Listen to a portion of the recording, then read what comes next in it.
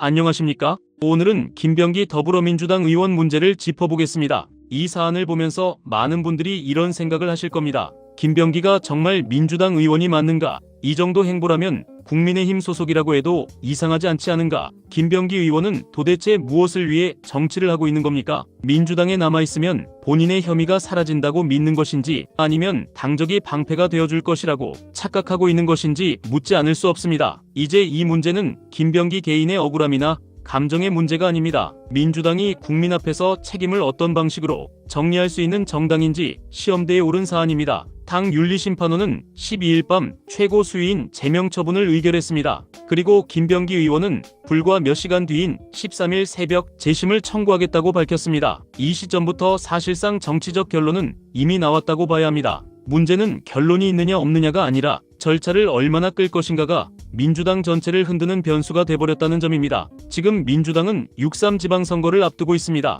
이런 상황에서 공천 헌금 의혹을 매듭짓지 못한 채 시간을 끌면 국민 눈에는 단순한 내부 소란이 아니라 노골적인 자기 식구 감싸기로 보일 수밖에 없습니다. 그래서 당 안에서도 바로 이런 말이 나오는 겁니다. 당의 결정에 승복하는 모습이 필요하지 않겠느냐는 이야기입니다. 전현직 의원이 라디오에 나와 같은 취지의 발언을 한 것도 우연이 아닙니다. 김병기 의원이 억울함을 호소할 수는 있습니다. 그러나 그 방식이 재심이라는 절차로 가는 순간 민주당은 최소 2주 이상, 길게는 그보다 훨씬 오랜 시간 동안 이 사안을 끌고 가게 됩니다. 박수현 수석 대변인 역시 개인의 애당심보다 공적인 차원에서 다뤄져야 할 문제라는 취지로 정리했습니다. 김병기 의원이 차라리 제명을 당할지언정 스스로 당을 떠날 수는 없다는 식으로 말할수록 그 말은 애절함이 아니라 당 전체에 대한 부담으로 쌓입니다. 국민이 묻는 것은 감정의 진정성이 아닙니다. 책임을 어떤 방식으로 지느냐입니다. 박지원 의원의 발언이 거칠게 들릴 수는 있지만 현실을 정확히 찌릅니다. 당이 한 달을 어떻게 버티느냐,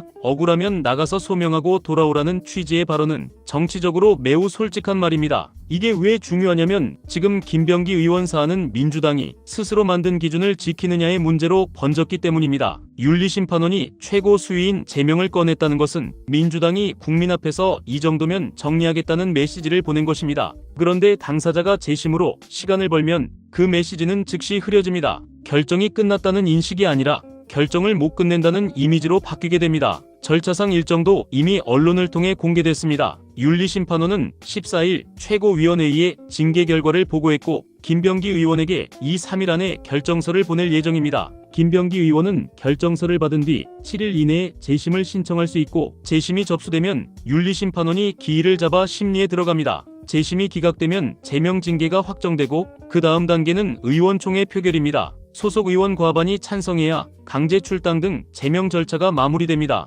재심회의 날짜로 29일이 거론되고 30일 최고위원회 보고 이후 의원총회 상정까지 언급되는 이유는 민주당이 이달 안에 끝내겠다는 방향을 잡았기 때문입니다. 결론을 내겠다는 의지가 분명하다면 김병기 의원이 선택할 수 있는 길도 뻔합니다. 절차를 길게 끌면서 당 전체를 끌고 가느냐 아니면 당과 분리된 상태에서 수사를 받느냐 둘 중 하나입니다. 그런데 상황은 여기서 급변합니다. 14일 아침 경찰이 김병기 의원 자택을 포함해 지역구 사무실, 국회의원회관 등 6곳을 압수수색했습니다. 배우자 이모 씨와 최측근으로 알려진 이지혜 서울 동작구의회 부의장도 대상에 포함됐고 수사관들은 컴퓨터와 장부 등 각종 자료를 확보한 것으로 전해졌습니다. 영장에는 정치자금법 위반 혐의가 적시된 것으로 알려졌고 경찰이 여러 의혹 가운데 공천 헌금 의혹에 우선 집중하는 흐름도 읽힙니다. 이 장면 하나만으로도 게임은 완전히 바뀌었습니다. 이제 김병기 의원 문제는 당 내부 판단을 넘어 수사기관의 강제 수사가 시작된 사건이 됐습니다. 당적을 붙잡고 있다고 해서 수사가 멈추지 않습니다.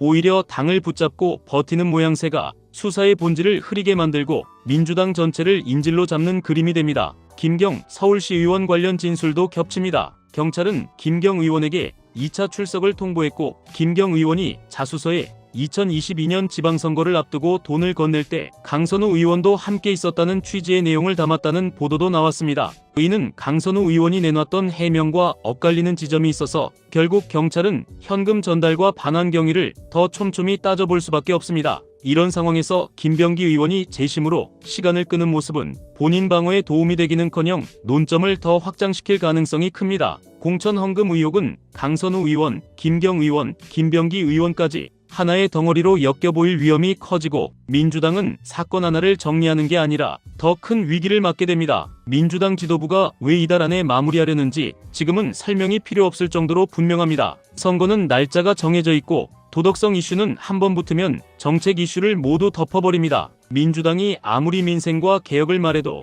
상대는 너희도 똑같다는 한마디로 프레임을 씌우려 들 겁니다. 더 위험한 건 이 사안이 민주당만의 도덕성 문제가 아니라 이재명 정부 전체의 신뢰 문제로 번질 수 있다는 점입니다. 수사와 재판제도 개혁을 밀어붙여야 할 시기에 당이 내부 비위 의혹으로 발이 묶이면 국민의힘은 가만히 있어도 정치적 이득을 보게 됩니다. 그래서 지금 김병기 의원이 해야 할 일은 간단합니다. 결백을 주장하려면 당 안에서 버티는 게 아니라 당 밖에서 수사로 증명하면 됩니다. 정치인은 억울하다고 소리친다고 억울함이 입증되는 직업이 아닙니다. 증거와 절차로만 증명됩니다. 김병기 의원이 한 달만 기다려달라고 말하는 순간 국민은 이렇게 묻습니다. 그 한 달 동안 민주당은 무엇을 이뤄야 하느냐고 말입니다. 지방선거를 앞둔 한 달은 너무 길고 그 한 달 동안 매일 새로운 보도가 쏟아질 가능성이 큽니다. 그 부담을 민주당 전체가 떠안아야 할 이유가 김병기 의원 개인에게 있는지 국민은 그렇게 보지 않습니다. 당을 위한다면 당이 더 흔들리기 전에 본인이 책임을 분리하는 것이 맞습니다.